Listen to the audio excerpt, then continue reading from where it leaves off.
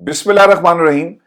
अस्सलाम वालेकुम नाज़रीन, मैं हूं इरफान हाशमी और आपको प्रोग्राम में खुश आमदीद कहता हूं। तारीफ ही उस रब्बुल इज़्ज़त के लिए जिसकी तरफ हम सबको लौट कर जाना है और जिसके हुजूर हम सबको एक दिन पेश किया जाएगा। दोस्तों, प्रोग्राम के शुरू में आप तमाम सुनने और देखने वालों से दरखास्त है कि आप इरफान हाशमी टॉक्स को जाकर जरूर सब्सक्राइब करें। एक नई डॉक्यूमेंट्री डोनाल्ड ट्रंप का अमरीका, ये हमने अपलोड कर दी है, जाकर देखें और अपना कमेंट जो है वो जरूर भेजिएगा। और व्यूअर्स, अब आज की अहम खबरें और चंद अहम सवालात। इमरान खान के दोनों बेटे पाकिस्तान आने के लिए तैयार हैं और किसने कौन सी रुकावट खड़ी की, इसकी तफसील आपके सामने रखेंगे। और इमरान खान की रिहाई मुमकिना 3 रोड मैप्स, क्या ऑप्शंस हैं, इसका भी मुकम्मल जायजा लेंगे आज की इस नशिस्त के अंदर। और फिर व्हाइट हाउस में जाली सबूत, ये कहानी क्या है, 3 सेनेटर्स ने जुल्फी बुखारी को क्या बताया और आने वाले दिनों में दुनिया के मुख्तलिफ प्लेटफॉर्म्स के ऊपर इमरान खान का मुकदमा किस तरह से लड़ा जाएगा, इसका भी मुकम्मल हाल अहवाल आपके साथ मैं शेयर करूंगा। और फिर नून लीग की इसराइल में इन्वेस्टमेंट, ये दावा किसने किया और इस दावे की हकीकत क्या है। और फिर 25 करोड़ की शादी, और ये 25 करोड़ की शादी किसकी है और कौन इतने पैसे खर्च कर रहा है, ये भी खबर मैं आपके साथ शेयर करूंगा। लेकिन व्यूअर्स, जो सबसे इंपॉर्टेंट खबर है वो जुल्फी बुखारी साहब ने कुछ इंकशाफात किए और इसमें कोशिश करूंगा कि जुल्फी बुखारी साहब को मदऊ किया जाए। इमरान खान का मुकदमा आपने इंटरनेशनली लड़ा, आप लड़ रहे हैं, लेकिन कामयाबी क्यों नहीं मिल रही, इसकी वजह क्या है, और ये तमाम सवालात उनके सामने रखेंगे।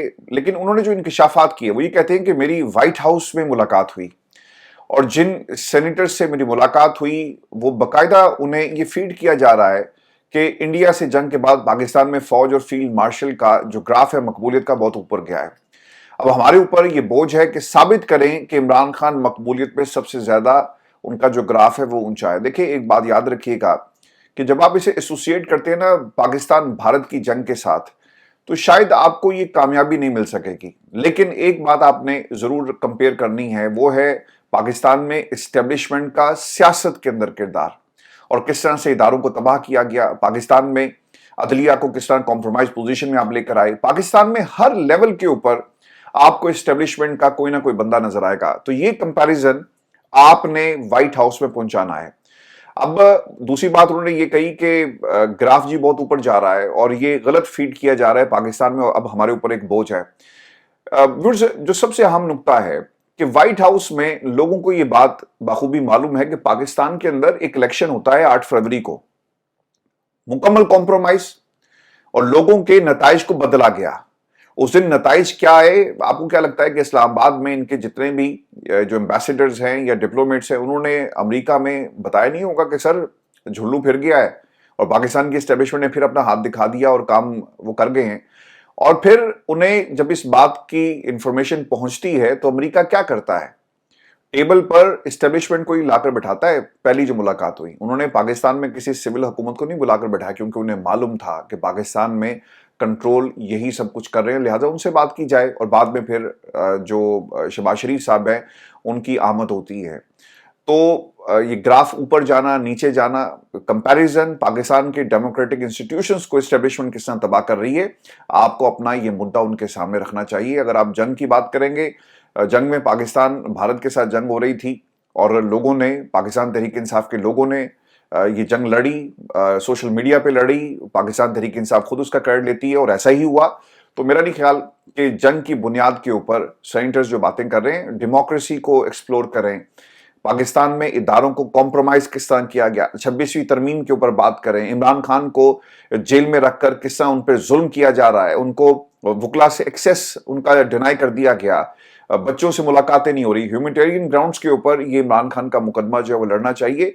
लेकिन जब आप कहेंगे ना कि मकबूल कौन है, अमेरिका को भी बात मालूम है कि मकबूल कौन है। और जो सेनेटर्स बात करते हैं कि जंग के बाद देखें हालात कैसे हुए, अमेरिका इस जंग को इस खित्ते में पाकिस्तान के साथ करीब होने के लिए इस्तेमाल कर रहा है और वो जानता है कि अगर हम इनकी तारीफ करेंगे और ये हमारी तारीफ करेंगे और जो हमने एक गठजोड़ हमने बना लिया है, हमें अपने मकासद पूरे करने में ये गठजोड़ काम आएगा। तो सर, इससे ज्यादा इस मकबूलियत की कोई हकीकत नहीं है। अब इसका ना एक और भी पर्सपेक्टिव है, भारत के खिलाफ पाकिस्तान की जो कामयाबी थी, इसे अमेरिका बार बार इस्तेमाल कर रहा है एक हथियार के तौर पर। क्योंकि अमेरिका को ये बात पसंद नहीं आई कि भारत रशिया से तेल खरीदे और उसे इंटरनेशनल मार्केट में साफ करके बेच दे। और वो बार बार वो कह चुके हैं कि यार तुम रशिया से तेल खरीदते हो اور ہمارے ساتھ دوستی کا وعدہ کرتے ہو تو چلو آؤ پھر تمہارا مقابلہ ہم کریں گے اور ٹیرف تمہارے اوپر ہم لگا رہے ہیں. تو دیکھ لیں انہوں نے کتنی پالیسیز پچھلے 3-4 ماہ کے اندر. آپ نے جو ویزاز جو ریسٹرکشنز ہیں ان کو بڑھا دیا, اور جو آپ کی آئی ٹی سیکٹر ہے وہ بہت بری طرح متاثر ہونے جا رہا ہے. پھر 50% ٹیرف ہے, اور سارے معاملات آپ کے سامنے ہیں کیونکہ وہاں پر ایک نیا بلاک بن رہا تھا. تو اس جنگ کو بطور ہتھیار امریکہ استعمال کر رہا ہے. انہیں کسی کی مقبولیت سے کچھ لینا دینا نہیں. ان کے لیے آسان کام ہے کہ پاکستان میں مارشل لا ہے, پاکستان میں ایک ڈکٹیٹرشپ کا ماحول ہے. ان کے لیے آسان ہو جاتا ہے ملک کے اندر اپنی پالیسیز کو امپلیمنٹ کرنا ایز کمپیئر ٹو کوئی ڈیموکریٹک گورنمنٹ ہوتی. تو کیا یہ ممکن تھا؟ پاکستان میں پارلیمان نے کہنا تھا کہ پہلے تو یہ بتاؤ نا کہ جو ملاقات کر کے آئے ہو طے کیا پایا, پاکستان کہاں پہ سٹینڈ کرتا ہے, پاکستان کے عوامی نمائندگان اگر حقیقی جمہوریت ہو تو یہ تمام سوالات ہونے تھے. عمران خان اس پوری سچویشن میں ان کو کیوں سوٹ نہیں کرتا؟ وہ اس لیے نہیں کرتا بھائی کیونکہ وہ بار بار امریکہ کو ایبسولوٹلی ناٹ کہہ چکا ہے. یہ جو معدنیات, یہ جو آپریشن, یہ جو سب کچھ ہو رہا ہے پاکستان میں انویسٹمنٹ کے نام پر, کیا عمران خان کے ہوتے ہوئے سب کچھ ہو سکتا تھا؟ کبھی نہیں ہو سکتا تھا. تو ویسٹ کو سوٹ اس وقت کیا کر رہا ہے؟ وہ ویسٹ کو وہ لوگ سوٹ کر رہے ہیں جو ان کے ایجنڈے کو اس خطے میں آگے لے کر جائیں گے. آج جو زلفی بخاری نے جو ایک اور جو بات کی ہے نا کہ 2 سے 3 روڈ میپ ہیں میرے پاس اور 2 سے 3 میٹنگز میں نے لائن اپ کر لی ہیں. وہ کیا میٹنگز ہیں؟ وہ یہ کہتے ہیں جی کہ ایک تو میں امریکہ کا دورہ کروں گا فروری یا مارچ میں, یورپی یونین اور یونائٹڈ نیشنز میں عمران خان کی غیر قانونی قید کے خلاف ایک مہم شروع کرنے جا رہے ہیں. اور پھر انہوں نے ایک بات بیٹوں کے حوالے سے بھی کی. دیکھیں آپ میٹنگز کریں لیکن یہ یاد رکھیے گا یہ یورپی یونین, یہ اقوام متحدہ جو فلسطین کے لوگوں کو انصاف نہیں دے سکا, اور آج بھی 70,000 سے زائد پچھلے کچھ ماہ میں شہادتیں ہیں. سر اس کا جواب کون دے گا؟ وہ ہمیں کیسے انصاف دے سکتا ہے؟ کیسا عالمی ادارہ؟ یورپی یونین تو سر مل کر یہ کھیل کھیلا, اور اس کے ساتھ ساتھ کامن ویلتھ کی رپورٹ. یہ کون چھپا رہا تھا؟ پاکستان میں وزراء کام کر رہے تھے ہماری جمہوریت کے خلاف, اور ویسٹ کو یہ سوٹ کرتا تھا اور ان سب لوگوں نے یہ کام کروا دیا. آپ 2, 3, 4, 5 روڈ میپ جتنے بھی لے کر آئیں, اس کا پاکستان کے اندر جب تک ایک مزاحمتی تحریک نہیں شروع ہوتی آپ کو کوئی اثر نظر نہیں آئے گا. تو جب تک پاکستان میں ایک مزاحمتی تحریک شروع نہیں ہوتی, جتنے مرضی آپ روڈ میپ بنائیں یہ کامیاب نہیں ہونے. انٹرنیشنل اسٹیبلشمنٹ اور پاکستان کی اسٹیبلشمنٹ سر سب ایک پیج پر آ کر ان لوگوں کو, ان طاقتوں کو جیل میں رکھیں گے جو انٹرنیشنل ایجنڈا اور ان کے ایجنڈے کو پورا ہونے میں ایک بڑی رکاوٹ ہیں. پھر وہ یہ کہتے ہیں کہ میری ابھی عمران خان کے بیٹوں سے بات ہوئی اور اس میں عمران خان کے بیٹے مکمل طور پر پاکستان آنے کے لیے تیار تھے. حکومت پاکستان نے ابھی تک عمران خان کے بیٹوں کو ویزا جاری نہیں کیا. نہیں کریں گے سر, وہ کیوں کریں؟ انہیں پتا ہے کہ ایک بہن نہیں ہمارے سے سنبھالی جاتی, دوسری بہن جو ہے جس نے کبھی بھی پاکستان کے میڈیا پہ اپنی اپیرنس نہیں دی وہ بھی بول رہی ہے, اور پھر تیسری بہن جو ہے وہ ہمیشہ خاموش رہی, وہ بھی اب بات کر رہی ہے. ان کے بچوں کو اٹھایا, ان کے خاندان کے لوگوں کو اٹھایا, وہ نہیں ہم سے سنبھالے جا رہے. اگر عمران خان کے بچے آ گئے اور انہوں نے باہر نکلنا ہے, کیونکہ عوام کو پتہ ہے نا کہ انہیں نہ کوئی عہدے چاہیے, نہ انہیں کوئی نوکری چاہیے, نہ ان کی کوئی یہاں پہ مل لگی ہوئی ہے, نہ پاکستان میں بھی انہوں نے کوئی کارخانہ یا انڈسٹری لگانی ہے. یہ کبھی پاکستان میں عہدوں کے لیے نہیں آئیں گے. یہ اگر آ رہے ہیں تو یہ جینوئنلی عمران خان کا مقدمہ, اپنے باپ کا مقدمہ لڑ رہے ہیں. تو کبھی بھی پاکستان میں لوگ یہ افورڈ ہی نہیں کر سکتے کہ ان کو ویزا جو ہے وہ جاری کیا جائے. ویورز, جلسے سے قبل رات کو بتایا جاتا ہے جی کہ زلفی بخاری صاحب کے گھر پہ چھاپا مارا گیا, اور لیڈرشپ یہ صرف ان کے نہیں بہت سارے اور لوگوں کے گھروں پہ بھی چھاپے مارے گئے ہیں. لیکن جس طرح سے پاکستان کی عوام کل نکلی ہے سر, یہ ایک ریفرینڈم تھا. پاکستان تحریک انصاف کے خلاف, حکومت اور اسٹیبلشمنٹ کے خلاف تو تھا ہی تھا, لیکن میں یہ سمجھتا ہوں کہ یہ پاکستان تحریک انصاف کے خلاف بھی ایک ریفرینڈم تھا, کیونکہ یہ ووٹ عمران خان کو ملا, اور جن لوگوں نے اس ووٹ کے ساتھ غداری کی ہے لوگ اب ان سے خود ہی جو ہے وہ سوال کر رہے ہیں. ویورز, پاکستان میں جب آپ اسرائیل کے حوالے سے اسلام آباد کی کسی شاہراہ کے اوپر کھڑے ہو کر احتجاج کرتے ہیں اور آپ اسرائیل مرد آباد کا نعرہ لگاتے ہیں تو کیا ہوتا ہے؟ 5-7 پولیس والے آئیں گے, آپ کو گھسیٹیں گے, آپ کو پولیس وین میں ڈال کر جو ہے وہ نامعلوم مقام پر منتقل کر دیا جاتا ہے. آپ کو اپنے ملک کے اندر اسرائیل کے خلاف ریلی نکالنے کی اجازت نہیں ہے. اگر فضل الرحمان صاحب ریلی نکالیں, اسٹیبلشمنٹ کے خلاف نکالیں, حکومت کے خلاف نکالیں, ججز کے خلاف نکالیں, تو ان کو اجازت دے دی جاتی ہے اور ریاست پورا پروٹوکول دیتی ہے. پچھلے کچھ دنوں سے نا ایک تماشا لگا ہوا ہے. ڈاکٹر شمع جنیجو, ان کی ایک ٹویٹ اب دوبارہ آ گئی ہے, اور ان کے بارے میں مختلف ذرائع اور ان کا اپنا موقف یہ تھا کہ میں پاکستان کی نمائندگی کر رہی ہوں, اور پاکستان کی حکومت کہتی ہے کہ جناب ہمیں تو پتہ نہیں کس کی نمائندگی کر رہی ہیں, آپ جہاز میں سفر کریں, آپ ایڈوائزر بن جائیں، آپ تقریریں لکھیں، آپ سب کچھ کریں، لیکن جن لوگوں نے یہ کھیل شروع کیا، یہ اتنا گندا کھیل ہے جس میں پاکستان کی دنیا بھر میں اب جو ہے وہ جگ ہنسائی ہو رہی ہے۔ ہو کیا رہا ہے جی کہ اب تو آرٹیکلز لکھے جا رہے ہیں ان کے بارے میں۔ اور اب سے کچھ ہی دیر پہلے میں نے ڈاکٹر شمع جنیجو سے رابطہ کرنے کی کوشش کی، مجھے بتایا گیا کہ وہ لندن کے اندر موجود ہے، تو میرے کچھ سوالات تھے، چونکہ یہ مسئلہ صرف اب آپ کی ذات کا نہیں رہا، یہ میرے پیارے وطن پاکستان کا مسئلہ ہے، یہ پاکستان کی سالمیت کا مسئلہ ہے، جس پر خواجہ آصف کا یہ دعویٰ ہے کہ میرا رشتہ ہے جی پچھلے 60 برس کا، بڑا جذباتی رشتہ ہے، اور ان کی آنکھوں سے آنسو بھی آ جاتے ہیں، لیکن یہ بھی قوم کو بتا دیں کہ ڈاکٹر شمع جنیجو جو آپ کے ساتھ ہی، کسی نے ان کے ٹریک ریکارڈ کو چیک ہی نہیں کیا، اور اب عجیب عجیب قسم کے دعوے آ رہے ہیں، اور وہ دعوے ان کے اپنے لوگوں کی طرف سے کیے جا رہے ہیں جو ان کے اپنے قبیلے سے تھے، کسی زمانے میں ان کے قصیدے پڑھتے رہے، ان کے پورے خاندان کی یہ تاریخ ہے، وہ قصے اور کہانیاں ان کے قصیدے پڑھتے ہوئے ان کی پوری عمر گزر گئی۔ اب انہوں نے ڈاکٹر شمع جنیجو نے جی ایک ٹویٹ کر دی ہے، وہ یہ کہتی ہیں کہ میں پچھلے کئی مہینوں سے پاکستان اور وزیر اعظم شہباز شریف کے لیے کام کر رہی تھی۔ پاک بھارت جنگ کے دوران میری پالیسی بریفز، ایڈوائس اور پوائنٹس سب کچھ ریکارڈ کا حصہ ہے اور محفوظ ہے۔ مجھے وزیر اعظم صاحب نے اقوام متحدہ کی تقریر لکھنے کا ٹاسک دیا اور خود وفد کا حصہ بنایا۔ میرا نام باقاعدہ ایڈوائزرز کے طور پر شامل کیا گیا اور میرا سیکیورٹی پاس بھی اسی حوالے سے ایشو کیا گیا۔ میں نے ان کی ٹیم کے ساتھ مل کے دن رات کام کیا، میں نے ان کے ساتھ سفر کیا، ان کے اور ٹیم کے ساتھ ایک ہی ہوٹل میں قیام کیا، اور یہ ان کی طرف سے ایک سٹیٹمنٹ جاری کیا گیا۔ پھر ایک اور بات کہ ان کی بل گیٹس جیسی اہم ترین سائیڈ لائن میٹنگز کا حصہ بنی اور جن کی فوٹیج ٹی وی پر بھی آئی۔ کلائمیٹ کانفرنس میں وزیر اعظم صاحب کے پیچھے میں اور اسحاق ڈار صاحب ساتھ بیٹھے ہوئے تھے، جن کی منسٹری نے میرے بارے میں ٹویٹ کیا، میں وفد کا حصہ نہیں تھی۔ چلیں جی، یہ سب کچھ ہو گیا اور سب باتیں لکھی جا رہی ہیں، کسی خاتون کو اتنا ایکسیس ملتا ہے، وہ جھوٹ تو نہیں بول رہی نا؟ کیا ایسی مجبوری بن گئی کہ آپ سے اتنی بڑی غلطی ہوگی، اور کس کے کہنے پر ان کو تمغے دیے گئے، اور آج انہیں اپنی، یعنی ان کے قبیلے سے تعلق رکھتی ہے، ان کی ٹیم کا حصہ ہے، یار اسے اون تو کر لو۔ اتنی تو ہمت ہونی چاہیے کہ یار ہاں، میرے پیچھے جو خاتون بیٹھی تھی، اس نے ماضی میں اسرائیل کے بارے میں جو اس کا موقف ہے، اور ہمارے سے غلطی ہوئی اور ہم قوم سے معافی مانگتے ہیں، لیکن سر ایسا نہیں ہے، اب اس کو بھی الجھایا جا رہا ہے۔ اور پھر وہ یہ بھی کہتی ہیں کہ اس کانفرنس کے بعد مجھے پروٹوکول ٹیم والے اسی کانفرنس میں لے کر گئے جہاں خواجہ آصف کے پیچھے بلال اور سارا وقت میرے ساتھ بیٹھے رہے، بلکہ بلال نئی تقریر بھی لکھتے رہے۔ اس تقریر کے بعد ہم نے مل کے چائے پی، گاڑی کے انتظار میں 40 منٹ ساتھ بیٹھے، دوبارہ تصویریں لی، اور ایک ہی کار میں تینوں ساتھ واپس ہوٹل بھی آئے۔ خواجہ صاحب کار میں پیچھے میرے ساتھ ہی بیٹھے تھے۔ سر ہور تانوں کنی گواہیاں دی لوڑ ہے، کتنے پروف آپ کو چاہیے کہ آپ کہیں جی کے پیچھے جو خاتون بیٹھی؟ سر ایسے نہیں ہوگا، یہ جو فارم 47 والی آپ نے ڈپلومیسی کی ہے نا، یہ پاکستان کی عوام سے قبول نہیں کرے گی، آپ کو جواب دینا پڑے گا، چونکہ یہ صرف معاملہ آپ کی اپنی ذات کا نہیں اب رہا، یہ معاملہ پاکستان کا ہے۔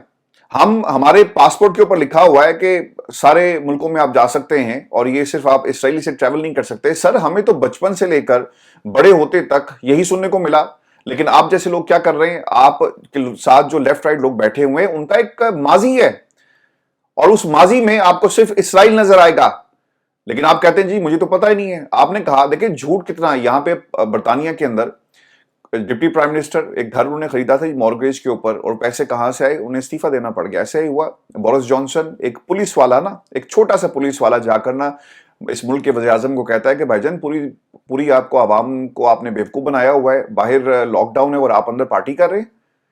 تو سر یہ جو ڈیموکریسیز صرف اسلامی جمہوریہ پاکستان لکھنے سے نہ ہی ہمارا ملک، یہاں پہ اسلام کے اصول آپ کو نظر آئیں گے، اور نہ ہی یہاں پہ جمہوریت نظر آئے گی، صرف نام لکھنے سے نہیں ہوتا، کر کے بھی دکھانا پڑتا ہے۔ تو خواجہ آصف صاحب کا جی استعفیٰ آنا چاہیے، اور جن لوگوں نے یہ سارا کھیل کھیلا، چاہے وہ وزارت دفاع میں ہے، آپ کی وزارت خارجہ کے اندر ہے، ان لوگوں سے ان کو ریپریمانڈ کیا جائے، ان سے پوچھا جائے کہ یہ بی بی کون ہے۔ اور مجھے تو حیرانگی یہ ہوتی ہے کہ ایک ٹریک ریکارڈ آپ کا ایسا، آپ تقریریں کس کی لکھ رہے ہیں؟ پاکستان کی؟ یار 4 لفظ آپ انگریزی کے نہیں بول سکتے، پاکستان کا موقف دنیا کے سامنے نہیں رکھ سکتے۔ ویسے خواجہ صاحب نے بڑی کتابیں پڑھی ہیں، لیکن آپ کو تقریر لکھنے کے لیے لوگوں کی ضرورت ہے، جس میں وہ بلال اور پھر وہ ایک ڈاکٹر صاحبہ جن کو آپ ماننے کے لیے تیار نہیں ہے۔ تو اب ہم کیا مانیں کہ یہ تقریر جو آپ بولتے ہیں لکھتے ہیں اس میں کتنی صداقت ہے؟ کیونکہ لکھنے والا اسرائیل کا حمایتی نکلا۔ اور پھر انہوں نے یہ بھی لکھا کہ آخری دن وزیر اعظم کی تقریر کے وقت بھی میں سب کے ساتھ اقوام متحدہ میں تھی، جہاں خواجہ آصف میرے سامنے بیٹھے ہوئے تھے، اور ہم سب نے مل کر وزیر اعظم کے لیے تالیاں بجائی۔ یار اس سے زیادہ نا تاریخی بے عزتی خواجہ صاحب نہیں ہو سکتی. آپ نے پاکستان، اب تو دنیا میں عرب نیوز اور باقی لوگ جو ہیں وہ لکھ رہے ہیں آپ کے بارے میں. پھر وہ یہ بھی کہتی ہیں کہ وزیر اعظم کی تاریخی تقریر صرف میری لکھی ہوئی نہیں تھی، ہم سب کے ٹیم ورک کا حصہ تھی اور ہم سب کی محنت شامل تھی. میری واپسی کی فلائٹ بھی پہلے ہی طے تھی اور مجھے مشن پروٹوکول والے خود ایئرپورٹ تک ڈراپ کرنے آئے. اب خواجہ صاحب ایسے بیان کیوں دے رہے ہیں اور کس ایجنڈے کے تحت اپنی حکومت کی ایک تاریخی دورے کو بدنام کر رہے ہیں؟ وہ وزیر اعظم صاحب کو ان سے پوچھنا چاہیے، کیونکہ ان کی اتھارٹی چیلنج ہوئی، میری نہیں. یہ انہوں نے یہ باتیں ساری کہی ہیں. میرے لیے جو سب سے اہم نقطہ ہے نا، وہ پاکستان کا کشمیر کے بارے میں نہ بولنا. آپ نے فلسطین کے بارے میں بات کی، بہت اچھی بات ہے. فلسطین آزاد ہو، جن بچوں کو شہید کیا جا رہا ہے. میں کل ایک ویڈیو دیکھ رہا تھا، بات لمبی ہو جائے گی. 2 بچے نا چھوٹے چھوٹے دونوں بھائی تھے، وہ ہسپتال کے اسٹریچر پہ بیٹھے ہوئے تھے. چھوٹا رو رہا ہے، بڑا بھی رو رہا ہے، اپنی ماں کو پکار رہے تھے. ذرا سنیے گا. ہم سارا دن یہ جرنلزم کرتے ہیں اور ان لوگوں کے بارے میں بات کرتے ہیں جن کا جمہوریت سے کوئی تعلق نہیں، ان کو آئینہ دکھاتے ہیں. 2 سیکنڈ ان بچوں کے لیے بھی. تو چھوٹے بھائی نے نا بڑے کو کہا، اپنی جو ٹانگ تھی نا، زخمی ٹانگ، اس کی طرف اشارہ کر کے. مجھے نہیں پتا وہ زبان کیا تھی، لیکن مجھے اس کے جو جیسچرز تھے اور جس طرح وہ اپنے زخم کی طرف انگلی کر کے کہتا ہے نا کہ درد ہو رہی ہے، جو مجھے سمجھ میں آئی باڈی لینگویج سے کہ درد ہو رہی ہے. تو اس کی طرف دیکھتا ہے، اسے پیار کرتا ہے، اور پھر نرس کی طرف دیکھتا ہے اور اسے کہتا ہے میری ماں کو بلاؤ. تو آپ نے غداری کی ہے ان بچوں کے ساتھ. ہمیں یہ بھاشن نہ دیں 60 سال کا جذباتی رشتہ یہ ہے وہ ہے. یار تم تو اتنے نالائق نکلے کہ اپنی ٹیم کے لوگوں کو بھی تم آن نہیں کرتے. آپ لوگ اتنے نالائق نکلے کہ وہ کشمیر جو ہمارا سب کچھ، ہماری شاہرخ سے زیادہ قریب تھا. سر یہ سن کے ہم بڑے ہوئے نا، کشمیر بنے گا پاکستان، اور پاکستان میں کشمیریوں کے لیے اظہار یکجہتی. اور پھر آپ لوگوں نے کیا کہا کہ عمران خان نے کشمیر کا سودا کر دیا. یار تم سوداگر نکلے. تقریر میں 2 جملے نہیں ڈال سکے کشمیر کے حوالے سے. ملیح لودھی کی بات سنی نا، انہوں نے کہا جی تقریریں ہم بھی لکھتے رہے ہیں، لیکن مجھے حیرانگی ہوئی کہ آج پہلی دفعہ ہم نے دیکھا یونائٹڈ نیشن کے فلور کے اوپر کہ پاکستان نے کشمیر کا مدعا نہیں اٹھایا. آپ جنگ جیت گئے، بہت بہت مبارک ہو. ہم بھی سر آپ کے ساتھ لڑ رہے تھے، ہم بھی بھارت کے اندر مطلوب ہیں، ہمارے اوپر بھی کیچڑ اچھالا گیا، ہمارے بھی چینل کو بین کر دیا گیا، دلی پولیس نے ہمارے اوپر بھی کیس کیا ہوا ہے، اور ہم بھارت میں ساری عمر جا نہیں سکتے. ہم بھی آپ کے ساتھ لڑ رہے تھے، لیکن کشمیر آپ کیوں بھول گئے؟ یہ جو سپیچ رائٹر سر پھر ایسے ہوں گے نا، یہی نتیجہ نکلتا ہے. آپ نے بلال کو بٹھا لیا کہ ہاں جی کرپٹو پہ بڑا ماہر ہے. مجھے نہیں پتا کہ ان کی اس کے علاوہ کیا صلاحیت ہے. اور پھر دوسرا ڈاکٹر، مجھے تو خیر ان پہ اب ترس آنا شروع ہو گیا کہ ان کے اپنے لوگ ان کو نہیں مانتے کہ آپ بھی ہماری ٹیم کا حصہ ہیں. تو سر یہ وہ لوگ ہیں جب مشکل وقت پڑتا ہے نا تو چھوڑ کے چلے جاتے ہیں.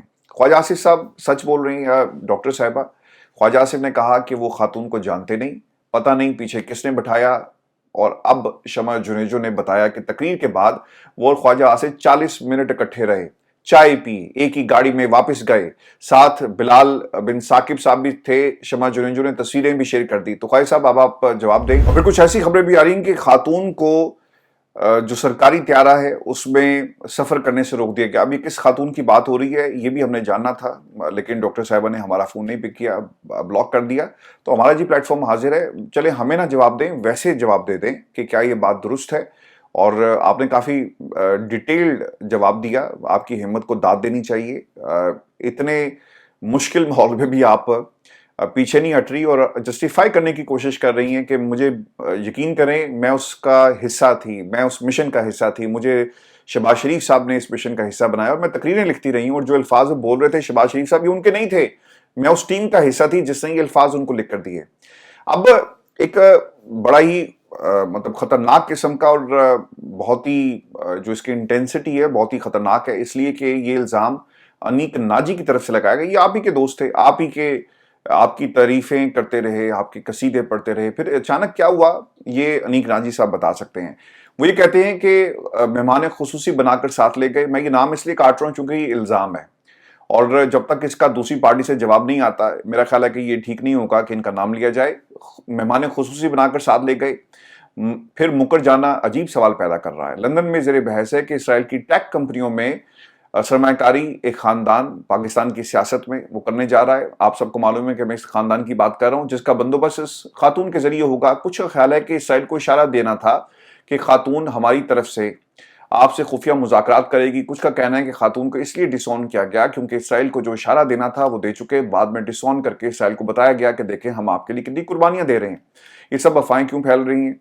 جس خاتون کو وزیر اعظم ہاؤس سے عام بھجوائے جاتے رہے, جس کے ساتھ درجنوں فیملی تصویر انٹرنیٹ کی زینت ہیں, جس کو سرکاری تمغے سے نوازا گیا, جس کو جہاز میں بٹھا کر ساتھ لے جایا گیا, اسے یکا یک نگاہیں پھیر لی گئی, اسے ایک دم ڈسون کر دیا گیا کیونکہ دل میں کوئی بڑا چور تھا. کس بات کا خوف تھا, کیوں تھا؟ تو یہ جواب جو ہے یہ دونوں فیملیز دے سکتی ہیں. اور میری پاکستان کی عوام سے یہ درخواست ہے, ان تمام دوستوں سے بھی درخواست ہے, سیاست کرو یار, ملک کا سودا مت کرو. اگر ایسا کچھ ہے تو یقیناً یہ آج نہیں کل ضرور حقیقتیں سامنے آئیں گی, اور جو سب کچھ یہ کروا رہے ہیں نا, انہوں نے یقیناً آپ لوگوں کی فائلیں تیار کر لی ہوں گی کیونکہ وہ کسی کے نہیں ہیں. اور فائلیں بنتی ہیں جہاں پہ کرپشن ہو, جہاں پہ کرپشن نہیں ہوتی وہاں پر فائلیں بنانے کی کوشش کی جاتی ہے اور وہاں پہ تاریخیں دے دی جاتی ہیں, جو اس وقت عمران خان کے ساتھ ہو رہا ہے. اور اس کے اوپر سیٹھی صاحب نے بھی ایک ریئیکشن دیا کیونکہ یہ ایک خاتون کا یا اسے ڈسون کرنے کا معاملہ نہیں ہے, بلکہ یہ پاکستان کی سالمیت کا معاملہ ہے. پاکستان کہاں سٹینڈ کرتا ہے, اور یہ خاتون, اس کا کردار, ہماری اوور دا ایئرز اسرائیل کے حوالے سے پالیسیز, آپ نے تو سب کو ملیا میٹ کر دیا. اور سیٹھی صاحب بھی کہتے ہیں کہ ایک عورت ڈسپریشن میں جہاز میں گئی اور اس نے دنیا کو بتا دیا کہ میں جہاز میں بیٹھی ہوں, اور ایک تماشا بن گیا.